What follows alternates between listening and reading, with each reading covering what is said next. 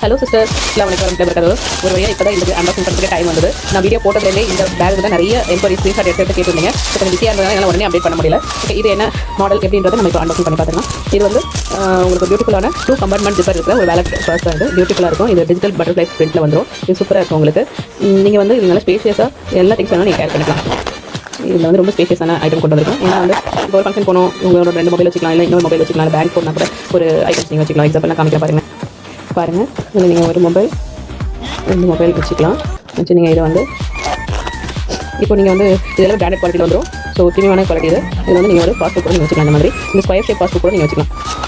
இது மட்டும் நீங்கள் கொஞ்சம் ஸ்கொயர் ஷேப் மட்டும் கொஞ்சம் அட்ஜஸ்ட் பண்ணி மூடுற மாதிரி இருக்கும்.